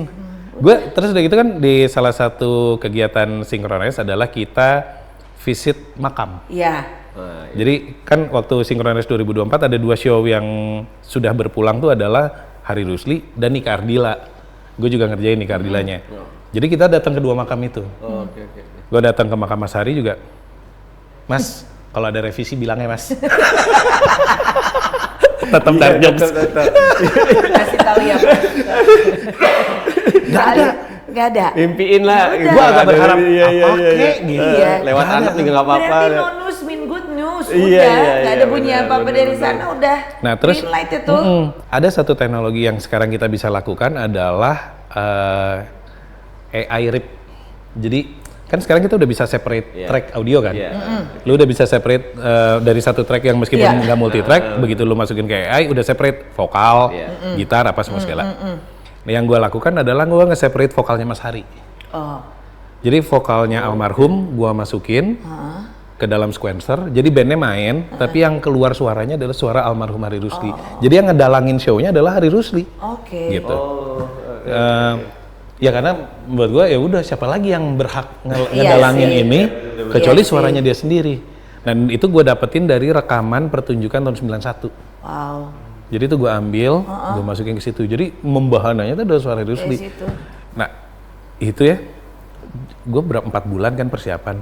Gue ngedengerin terus setiap saat gitu, nyiapin. Tapi begitu show-nya mah gue bener-bener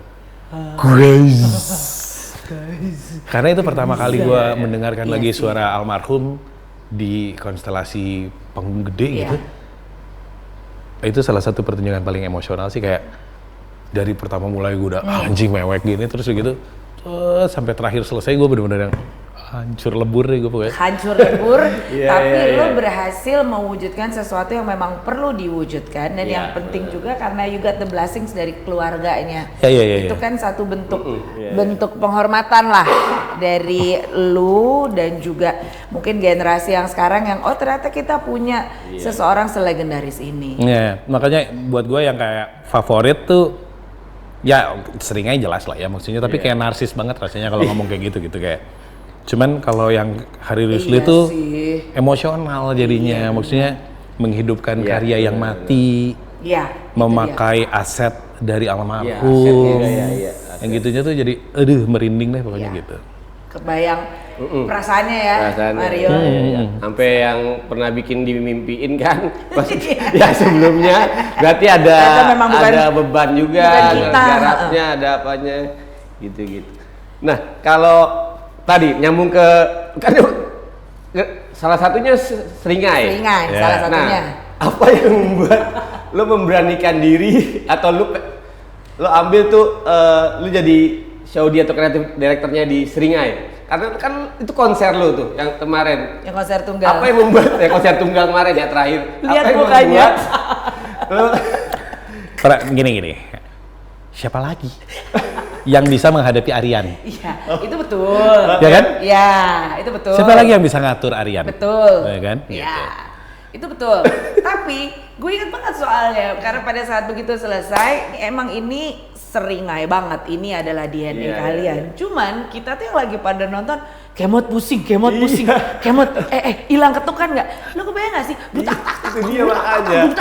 Ini udah keluar belum ya? Ini udah belum. Ini mesti tahu juga. Begitu gua tanya di belakang gimana rasanya? Enggak deh ya. Ini gue sambil mikir, ini makanya bukan keluar. Yang mestinya ini di sini, ini mesti di sini. Kok ini belum keluar lampu, apalah segala macem. Tadinya gue minta drum taruh di FOH sih. Nggak boleh. Gue sih tadinya pengen drum gua sebelah Asti gitu, bisa nggak sih? Nggak boleh. Nggak boleh. Atau main drum pakai clearcom deh, gua nggak boleh. Nggak boleh juga. Tapi itu gimana lo memecah konsentrasi tapi tetap fokus tuh gimana? Atau pada saat who are you at that moment? Karena lu dua-duanya seragam lu banyak malam itu. Nggak, cuman at that moment sih gua drummer. Karena gue udah nggak punya kendali ke depan. Iya betul. Cuman prepsnya gue control freak. Oke. Maksudnya. Ya lu lu Iya kan. Nggak, cuman alhamdulillahnya waktu itu tuh kan gue kerjasamanya sama Antara Suara. Si Antara Suara sendiri memang sangat ingin bikin showcase metal karena mereka nggak pernah bikin metal. Mereka tuh sering. Betul. Bahwa mereka objektifnya adalah pengen bikin konser tunggal. Si Antara Suara tuh objektifnya itu. Nah mereka pengen banget bikin Seringai. Ngobrolnya tuh udah lama. Tapi keseling terus. Ya selain emang kita baru dapet tanggalnya di situ. Tapi gua prepsnya sendiri keseling karena gua ada sinkro, ada club project, baru ngerjain Seringai. Oh iya bener, ada club project dulu. Nah lupa. Sampai lupa. Nggak, soalnya gue inget si Ayu tuh sampai yang jadi kapan ngerjain band lu sendiri gitu, lu ngerjain band orang terus gitu kan. Iya siap. Akhirnya sebenarnya preps murninya tuh cuman sebulan sebenarnya. Preps bener-bener preppingnya ya gitu. Cuman gue datang memang udah, gue mau kayak gini. Ini gambar panggungnya kayak gini, spek teknisnya ini, lampunya gini. LED-nya ini, tipenya ini, jadi gue udah gitu. Sebenarnya, jadi beda kalau misalnya mungkin ada yang misalnya sama artis lain kan, ada brainstorm dulu, ada gimana ya sebaiknya gini. Ini kemarin sih gue agak diktator sih sebenarnya. Ya mau nggak mau. Show Seringai kayak gini, gitu. Untungnya merekanya juga ngerti maksudnya. Oh oke, go gitu. Tapi sebenarnya waktu prepsnya sangat pendek sebenarnya. 1 bulan sih, parah sih. Untuk preparation ya. Konser tunggal tuh. Gak cuma kan maksudnya timnya udah. Iya, timnya mumpuni sih. Jadi lu juga tahu apa yang lo kasih ke mereka dalam 1 bulan emang akan bisa dikerjakan. Iya, jadi kayak visual kan gua sama si Anaking tuh anaknya Samot Gigi. Oke. Gua udah gawe sama dia beberapa kali. di beberapa show sebelumnya Club Project sama dia juga, Gigi sama dia juga. Jadi gue sama Anak King udah tau lah Modelannya flow-nya kayak apa, SDM dia kayak apa, estetiknya kayak apa. Terus untuk show color-nya gue pakai Asti. Asti Wendra udah sering juga gawe sama kita. Iya si Asti sering. Bahkan si Astinya sendiri yang udah pokoknya kalau lo ada konser tunggal sama gua. Iya, si Astinya gitu. Udah booking, dia yang booking lu. Dia yang booking duluan bahkan. Dia. Terus sama Asti karena udah sering gawe juga udah tahu mesti ngapain. Lighting designer Seringai. Jadi udah tahu juga mesti ngapain gitu. Iyalah. Ya jadi sebenarnya sebulan kayak ngebut tapi sebenarnya ya gitu itu lah. udah pas. Gitu. Udah Sebenarnya semua ya. Buat lu dan tim lu dan teman-teman Seringai itu udah tetap buru-buru sih, tapi Iya ya keburu sih, gitu. iya. Tetap buru-buru tapi keburu dan gitu. Oke. Nah, cuman emang prepsnya kan urusin. Begitu show sih gue udah pasrah. Jadi bener-bener gue percayakan kepada teman-teman yang menjalankan karena gue udah nggak sanggup lagi. Ya paling kan sambil main, salah lagi, gitu doang bisa gitu. pasti ada kan. Tapi penontonnya nggak akan ngeh ya. Iya, Tapi yang tahu cuma lu. Cuman gue yang tahu gitu. Soundcheck masih dong, resah-resah gitu. Gue sampai jam 5 sore tuh masih ngeset. Ya. Udah jam 5 sore tuh udah mendekati. Jam 5 sore masih ngeset, balik dulu bentar, terus datang lagi baru gitu. Baru. Ya susah lah satu band perfeksionis semua, bagaimana? Iya, itu dalam dia alurnya makanya. masing-masing. Ya, makanya kepilih juga sih, siapa lagi yang menyanggupi. Tapi gue sih sangat happy ya, maksudnya si show Seringai itu sesuai sama yang kita bayangkan, terus udah gitu pencapaian eksekusi visualnya juga mudah-mudahan kayak yang lu bilang. Iya, bahagia. Semua puas. Next project event apa? Pagelaran? Ada yang approach tapi belum deal. Guys, ini. coba segera didilkan ya buat yang approach ya, supaya abis padat lagi nih jadwalnya atau supaya masuk film Belum gua berikutnya. ngedit. Oh iya. masih nanti itu ya, ngedit yang lain-lain. Enggak, film sekarang sedang sekalian. jalan. Sekarang sedang jalan, ngedit film. Cuman yang si show ini ya baru masuk tadi. Baru masuk. Semoga lah ya. Tapi belum Semoga. tahu jadi atau enggak. Itu dia biar abis itu Kemot bisa ajak istri dan anak jalan-jalan. Iya kan?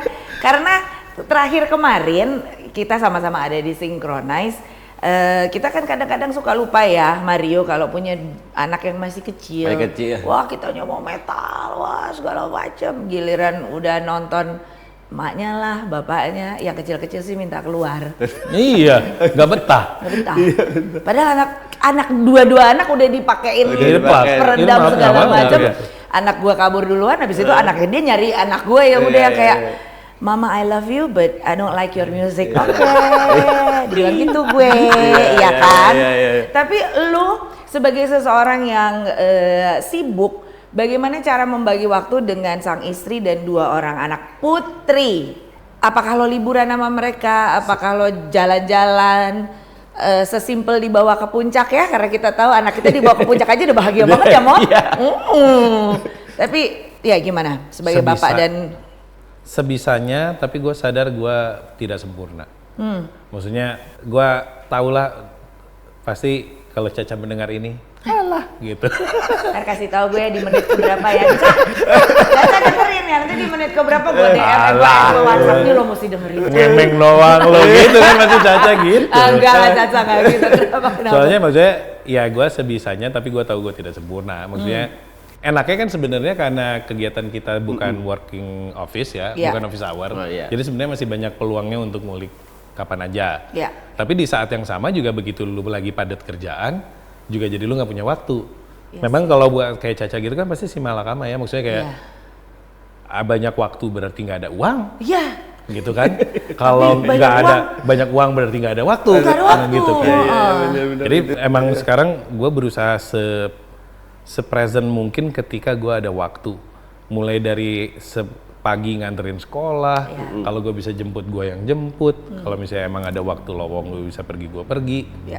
Tapi memang tough sih jugglingnya. Terus udah gitu kan setiap fasenya tuh ternyata kesibukannya aneh-aneh terus, maksudnya gue juga nggak kebayang tahun lalu gue akan ngerjain film kan, maksudnya kayak, Iya. oh ternyata kesibukannya begini. Ada ini lagi nih Iya, tambah. Terus, oh ternyata nanti tahun depan ada festival apalagi Iya. ini, jadi kayak, Bener-bener. tapi nggak diambil BU Gimana? gitu kayak gitu kan, jadi kayak, gitu. Jadi, Iya. ya tapi kayaknya keluarga sebenarnya karena udah tahu dari awalnya Iya sih. nemunya gini, jadi Ya udahlah ya. ya udah, tapi emang gue harus ngasih lebih intinya gitu sih. Tuh ya, Cak. Mau dikasih lebih. Ntar gue kode ya, Cak. Gitu. Obrolannya emak-emak. Iya, boleh, boleh. Dulu kan You're a soalnya good dad, you're a orang kan good selalu bertanyanya gimana cara lu membagi waktu di antara pekerjaan. Iya. Menurut gua mah bagi waktu pekerjaan mah gampang. Iya. Membagi Bagi waktu waktu sama itu, keluarga sama keluarga, itu. Gitu. Gitu. Itu Pekerjaan, karena pekerjaan comes with a schedule. Pekerjaan ada jam-jam-jamnya. Iya, bener-bener. Kalau anak kan kita, ntar tiba-tiba Iya. pulang dulu jemput Pulang dulu, anak, iya. balik lagi. Lu berangkat naik motoran pagi, antar jemput anak-anak juga. Ya emang harus diada-adain sih ya. ya harus gitu, harus. Ada lagi senggang, ada lagi capek, ada gitu-gitunya Ada. juga. Nggak, Udah lah. apa itu capek? Aku sinkronis hanya berasa 15 menit jadi rockstar. Begitu turun, mama aku haus. Itu kan pertanyaan orang-orang juga. Terutama pertanyaan tim syuting gua kemarin. Karena gua selesai wrap syuting hari Jumat, Iya, Sabtunya gua langsung nginep di Holiday Inn, yes. langsung ke Synchronize. Synchronize. Iya. Gitu. Terus anak-anak kan yang pada, Kang lu teh nggak capek gitu. Iya. Baru rap banget, nggak ada istirahat. Ini istirahat gua Iya. bersama anak istri ke acara yang gua Iya. suka. Ke acara, iya, gitu. itu Gua dia spend time tuh. sama mereka ya. Ini dia. gitu. Ada kesibukan lain gak sih yang kita nggak tahu? Mungkin di luar pertunjukan, show di pertunjukan, Ya, gua band modeling. atau ada main skateboard atau apa? Modeling ya. Modeling ya, modeling tuh. Kadang-kadang binaraga. Tapi Emangnya kan, gua Fajar. iya itu dia kan. Tapi kan Bapak ibarat kurang sibuk buka restoran, Pak. Iya, itu. Oh. Udah gitu restorannya prime time banget di daerah Nah, tuh Bintaro ada lagi, loh, ya kan? Mario Nah, itu di kan- kiri jalan, cakep dah. Tuh. Nah, alhamdulillah. Yes. Silakan datang ke Kongsi Bintaro. Oke, kursi Bintaro. Nggak, itu kan keroyokan Ya, sama keluarga. Terus mostly yang turun tangan Caca. oke. Oh. Jadi saya cuman gitu aja gitu maksudnya. Tapi lo belajar banyak kan dari dunia restoran F&B yang F&B, ya, yang ya. sungguh luar biasa sulit, betul bukan? Aduh. banget. Cuman ini kan sebenarnya cita-cita istri gua ya dari dulu. Oke. Yang Iya sih. pas kebetulan ketika timingnya pas ketemu sama kakak gua sama temen-temennya apa semua segala sama saudara-saudara klop gitu ketemunya. Emang saling ngelengkapin dan pas lah ngelengkapinnya. Tapi buat guanya ternyata jadi kepake buat ngumpulin teman-teman, ngumpulin activity kayak jadinya beberapa orang udah mulai menjadikan itu jadi tempat yang rutin dipakai. Ya. Kayak si Yandi, director sore, Ya, di situ. sering banget. Bahkan dia lebih sering di situ daripada gua. Gua sampai yang, Yan lu nggak mau dapat ruangan aja, Yan? Gua bilang kayak, Di pojok aja gitu ya. enggak, gua mau di sini aja. Nah, Lu mau iya pakai sih. ruangan gua? Enggak, lu di sini aja. Iya. Yandi.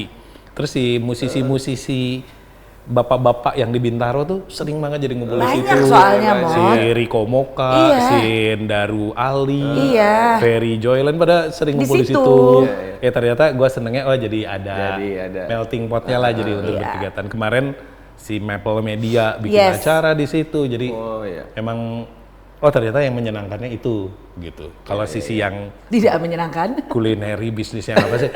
Caca. Saya kumpulin. Iya, bener. Saya kumpulin. Yang bagian-bagian orang-orang. ininya Betul. sama-sama kita. Ya tapi kan itu jadi another pencapaian lain di antara Alhamdulillah. begitu banyak yang sudah lo dapatkan. Alhamdulillah. Kedepannya nih ada obrolankah apapun ini yang bisa lo share sama kita tentang Seringai, tentang rencana-rencana kalian? Seringai sih yang pasti kan itu akan merilis, mudah-mudahan berarti di tahun depan kita udah bisa rilis. Dan berarti mudah-mudahan juga di tahun depan kita udah bisa bikin showcase album itu. Yes. Pengennya sih gitu. Jadi makanya sekarang Seringai itu nggak manggung sampai album rilis. Ya. Gua ngerasa nggak ada alasannya Seringai manggung kecuali albumnya udah rilis. Abis itu let's go gitu. Let's go ya. Nah, itu sah yang bakal. Ya. Film juga insya Allah tayang tahun depan. Amin. Lucu ya, album sama film bareng. Itu Iya, dia. bener. Gue nggak kepikiran. Iya. Album, Bisa. Iya. Itu Album tuh. sama film bareng terus press release-nya dikongsi. Waduh, oke banget temen gua. Amin dulu deh Jil, Amin dulu, Mot. Amin dulu. Nah tapi kalau manifesting, sebenarnya gue sangat ingin bikin lagi Ken Arok. Nah, say it out loud lah. Iya kan? Karena kemarin itu bukannya salah, tapi dia kan mainnya di konteks festival ya. Ya, festival. Jadi ada pertunjukan dulu sebelum dan ada pertunjukan lagi setelah. Jadi Nggak. ya kan Nggak terfokus nggak ya. terfokus di situ. Ya. Tempatnya terbuka, audiensnya juga campur. Iya. Meskipun Ya. itu strategi pada saat Iya, gua jadi bikin lumayan itu, semuanya jadi orang yang Iya, nggak iya. tahu Ken Arok Ken jadi Arok tahu. jadi Jadi tahu. Iya. Nah, cuman nextnya gue pengen sekali lagi bikin yang proper, Iya. di tempat yang proper, audiensnya proper, sekali lagi. Gue masih belum tahu siapa yang bisa Belum tahu gue siapa yang- tipu untuk dapat duitnya, tapi Kita tidak akan pernah Nggak bisa tahu. di-speakin. Makanya itu amin akan Amin, kejadian. amin. Apakah sorry. Nggak apa-apa, udah. Ya oke. Apakah itu termasuk dalam bucket list lo yang memang lu udah lo pikirin atau do you have another bucket list yang pengen lo wujudkan secara personal mungkin? Oh itu nggak cukup? Itu juga udah cukup. Kalau misalnya udah cukup embernya gue tutup. Nanti kita tunggu Ken Arok. Belum tahu sih ya ke depannya apa, cuman maksudnya at least yang kita udah tahu kan dua itu sama kalau Ken Arok ini gue nyebut aja terus Iya, Iya, benar. supaya Sebenarnya ada doa kejadian. tuh. Kejadian Sebenarnya. itulah ya. Amin. Amin. Edi Kemot terima kasih. Sama-sama Mama Yel. Maria, Thank you so much. Terima kasih banyak, Sudah Pak. datang, Sudah sudah menyempatkan. hadir, Iya. membuat syuting hari ini menjadi sangat luar biasa. Lumayan nggak nangis gitu? Enggak udah. Di luar aja kita nangis. Kita nangis mulu, Mot. Capek. Kan kita Tapi main gue out. paling takut ya pulang dari Jepang adalah Iya. ketemu lu. Itu iya. gue belum cerita ya. Gue paling takut pulang dari Jepang adalah ketemu dia. Ya kan kita sama-sama luluh lantak ya. Jadi Sama-sama emang luluh ya? iya emang jadi kalau gue kan denger cerita pertama dari Iya, dikasih iya, tahu iya, sama iya. Aryan Bes itu Sabtu hari Minggunya gue ingat banget gue kelar gereja telepon Kemot Jil, Mot. Itu Minggu ya? Hari Minggu? Iya itu hari Minggu gue inget banget. Kalian lagi mau jemput Abi. Oh, Lo iya. lagi mau jemput Abi. Nangis. Gue paling takut ketemu lo. Gue juga gak mau ketemu lo. Udah selesai. Udah beres. Ricky datang ke apa namanya Rumah duka. ke rumah Rumah duka. duka. Ya elah ketemu bener sama dia. Ih, Ih. Metal lah kita ya. metal banget. Metal banget nangis ya. Asli. Itu dia. Tapi ya, gue pribadi sih seneng banget hari ini. Thank you so much, Iya. Mot. Lo salah satu My tamu pleasure. yang memang pengen banget gue tampilkan biar kita bisa sama-sama melihat kalau dalam kehidupan kadang-kadang ada yang kita usahakan tapi ada juga yang kayak semesta mendukung. Film pertama langsung bersama Imaginary. Show director pertama bersama Raisa. Raisa. Iya kan? Jadi Iya. apapun itu yang sedang kamu perjuangkan sekarang ini teman-teman, mungkin kita nggak bakalan tahu ya nanti jadi seperti apa, tapi yang pasti tetap dilakukan aja karena kalau semesta sudah mendukung, Iya. nggak ada yang bisa bilang enggak. Tapi baru umur berapa lo kejadian? Kita kan masih 35 awal ya. Ya. Kan tadi baru pembahasannya maksudnya kan. Iya. Kalau Iya sih. mungkin kalau generasi sekarang akan ngelihatnya kalau di titik sekarang, buset, album, film. ini itu. Iya. Iya. Tapi kalau dipikir-pikir, gua film pertama baru umur 48. Itu dia. Maksudnya terus nge-show di baru umur 45. Maksudnya pasti generasi sekarang nggak akan tahan menjalani proses gua. Karena rasanya kayak pas Iya, gua Mon. di titik umur 25 tuh gua makan Indomie pakai bakso aja udah mewah gua. Itu dia maksud Umur gue. 25 ya? Iya. Gitu. I've Gua known ingat- you dari, aduh udah deh. Gak punya duit, cerah hati nggak ada duit, tinggalnya di gang, umur gue 25 tuh. 20 tahun kemudian baru gitu. Maksudnya jadi kayak ya kalau lu ngomong kayak tadi kan seakan-akan kayak oh enggak, tiba-tiba oh dia nggak tahu aja kita nyungsrep kayak gimana ya. Itu proses dia. panjang. Yes. Jadi keep ada, tetap lakukan, tetap berjuang. Ya mudah-mudahan sih nggak sampai 20-30 tahun kayak kita ya. Kelamaan. Iya, baru ngaku 35. Seperti biasa. Baru ngurangin. Kalau ada pertanyaan silakan langsung ke Instagram di pinisi.room. Sampai kita ketemu lagi di episode dari Greenhouse Podcast berikutnya. Terima kasih. Sampai ketemu.